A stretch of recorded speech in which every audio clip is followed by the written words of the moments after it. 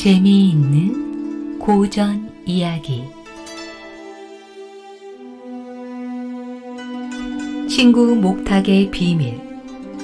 옛날 어느 시골 마을에 서생원이라 불리는 이가 살았다. 그는 한 곳에 붙잡혀 사는 법이 없었고 늘 여유와 풍류를 즐기는 자유분방한 성격이었다. 마을 사람들과 어울리기를 좋아했고 특히 친구네 사랑방을 드나드는 것이 큰 낙이었다. 자네는 또 어디서 그런 기막힌 이야기를 듣고 오는가? 산 따라 물 따라 떠돌다 보면 절로 귀에 들려오지. 귀가 심심할 새가 없다네. 아, 그럼 오늘 밤도 자네 덕에 웃음이 끊이지 않겠구먼. 날이 저무니 여기서 자고 가게나. 그럴까? 그럼 신세를 좀 져야겠군. 서생원의 재치 있는 입담은 어디서든 인기를 끌었고 그는 이 집 저 집을 떠돌며 사랑방에서 밤을 지새우는 일이 잦았다. 한편 같은 마을에는 약방을 운영하는 김생원이 살았다. 그는 의원 못지않게 침을 잘 놓고 약도 곧잘 지어 마을 사람들에게 꼭 필요한 존재였다. 김생원, 우리 아이가 밤새 열이 나는데 좀 봐주시게. 어서 데려오시게. 괜찮을 테니 걱정 말고. 사람들은 그를 의지했지만 정작 김생원은 늘 같은 일상의 반복이 무료하게 느껴지곤 했다. 그러던 어느 날 지인을 통해 서생원을 알게 되었고 둘은 친분을 쌓게 되었다. 서생원은 김생원에게서 약과 침에 관한 새로운 지식을 얻는 걸 즐겼고 김생원은 서생원의 해학과 세상 이야기에 넋을 잃고 빠져들었다. 성품은 정반대였으나 오히려 그래서 두 사람은 깊은 벗이 되었다. 김씨는 수시로 서씨를 자신의 사랑방에 들이곤 했다. 하루는 서씨가 김씨의 집에 찾아가 사랑방 문을 열었는데 김씨가 보이지 않았다. 이 친구 오늘도 일이 바쁜가 보구먼. 서씨는 아무도 없는 사랑방에 자연스럽게 들어가 짐을 풀었다. 평소에도 김씨가 있든 없든 김씨의 사랑방을 자유롭게 출입했기 때문에 서씨는 언제나처럼 편안하게 들어 누웠다. 어느덧 날이 저물고 김씨가 들어왔다. 서씨가 몸을 일으켜 앉았다. 이보게 이제야 왔나? 아, 자네 와 있었구만. 오늘 이웃마을에서 침 나달라는 곳이 있어서 다녀오느라 늦었네. 고생했구만. 이웃마을에서는 재미있는 일은 없었고. 환자 보러 다녀오는 길에 무슨 재미있는 일이 있었겠는가? 허허, 그나저나 오늘 여기서 자고 가도 되겠는가? 먼 곳을 다녀오느라 많이 피곤하구만. 자네 언제부터 허락받고 자고 갔다고 그러나? 자네 마음대로 하게나? 고맙네. 그런데 오늘 침 맞는 이는 뭐 때문에 그랬나? 이대로 잠들기는 아쉬우니 뭐라도 좀 이야기해보게. 서씨와 김씨가 가볍게 담소를 나누는 사이 어느덧 어두운 밤이 되었다. 그런데 그때였다. 김생원, 집에 계신가? 밤늦은 시간인데 문 앞에서 이웃 사람 하나가 급히 김씨를 찾는 것이었다. 이 시간에 자네를 찾아온 이가 있구만. 그러게. 뉘시오. 요 산 넘어 사는 최영감이네. 김씨는 얼른 일어나 밖으로 나갔다. 아니, 영감님이 이 시간에 무슨 일입니까? 최영감은 다급하게 말했다. 내 손주놈이 넘어가게 생겨서 급히 찾아왔네. 손주가 어떻게 아픈데요? 모르겠네. 저녁 먹은 뒤로 배를 움켜잡고 일어나질 못하고 있네. 일단 와서 좀 봐주시게. 쟤했나? 알겠습니다. 아이가 아프다고 하니 가봐야죠. 김씨는 서둘러 풀었던 짐을 다시 챙기고 서씨에게 말했다. 한밤중에 애가 아프다는데 어쩌겠는가. 여태 나를 기다렸는데 미안하게 됐네. 괜찮네. 오늘만 날인가? 어여 다녀오게. 산 너머까지 다녀오려면 꽤 시간이 걸릴 걸세. 뜨끈한 바닥에 욕 깔고 먼저 편하게 자게나. 알겠네. 내 걱정 말고 잘 다녀오시게. 김씨가 급한 환자를 보기 위해 떠나고 나서 사랑방에 혼자 남은 서씨는 요를 깔기 시작했다. 오늘은 날이 아니구나 하고 일찌감치 잠을 청할 셈이었다. 겉옷을 벗고 잘 준비를 마친 서씨가 방 구석에 접혀있는 이불을 끌어 당겨 펼쳤다. 그런데 그때였다. 아니 이게 뭐야? 이건 목탁이 아닌가? 이불 안에서 목탁 하나가 굴러 나온 것이다. 서씨는 의아했다. 김씨가 불도를 닦는다는 말은 들은 적이 없는데. 서씨가 눈을 감고 정면으로 누웠다가 왼쪽으로 누웠다가 오른쪽으로 누웠다가 하여도 잠이 오지 않았다. 밤늦도록 이야기 나누며 놀 것을 기대하고 왔는데 갑자기 잠을 청하려니 잠이 오지 않았던 것이다. 서씨는 이내 다시 눈을 뜨고 방 구석 이쪽 저쪽을 바라보며 뭐 재미있는 일이 없을까 생각했다. 그러다 문득 머리맡에 둔 목탁에 눈이 갔다. 이 친구가 어울리지 않게 웬 목탁이라. 서씨는 앉아서 스님의 흉내를 내듯 별 생각 없이 목탁을 쥐고는 두드리기 시작했다. 그렇게 몇 번 목탁을 두드려 보았지만 역시나 별 재미가 없었다.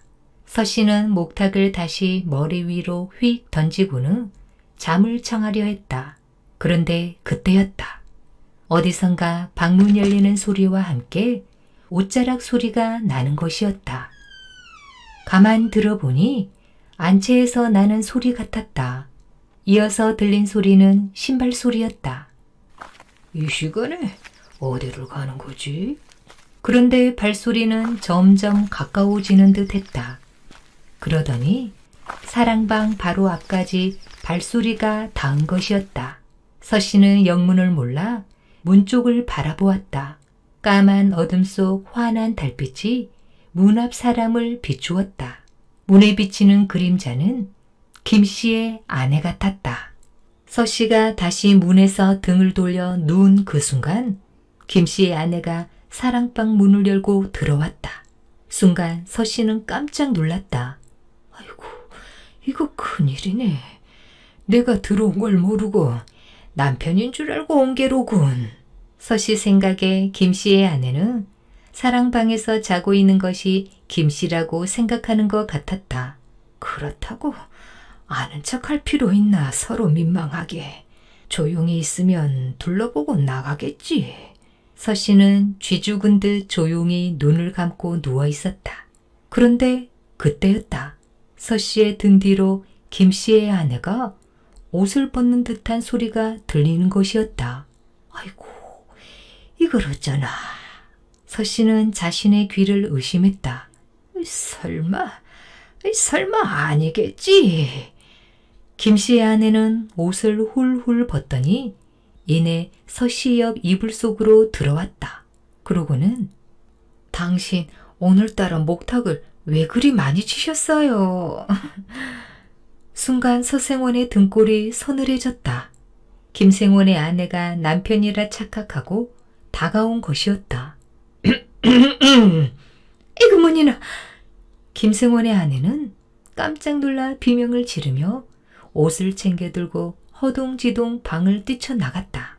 김씨의 아내가 서둘러 돌아가는 발걸음 소리를 다 들은 서씨는 그제서야 조심스럽게 일어나 앉았다. 그는 방금 일어난 일이 너무나 황당하여 잠이 홀딱 깨버렸다.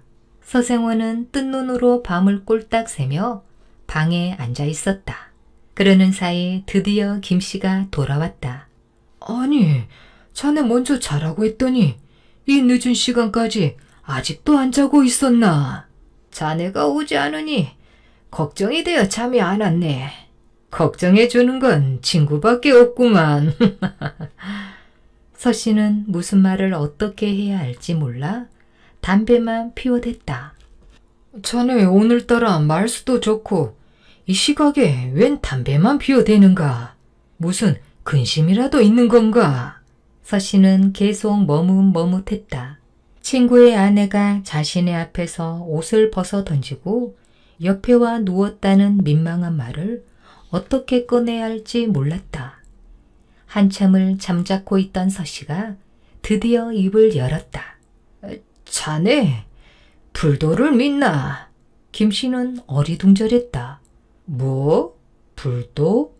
내가 왜 불도를 믿나? 자네 진짜 불도 안 믿나? 갑자기 무슨 뚱딴지 같은 말을 하는가? 그리고 그 순간 김씨의 눈이 튀어나올 듯 커졌다. 자네, 목탁을 봤나? 서씨는 얼굴이 빨개지면서 응, 봤지. 김씨도 얼굴이 빨개지면서 물었다.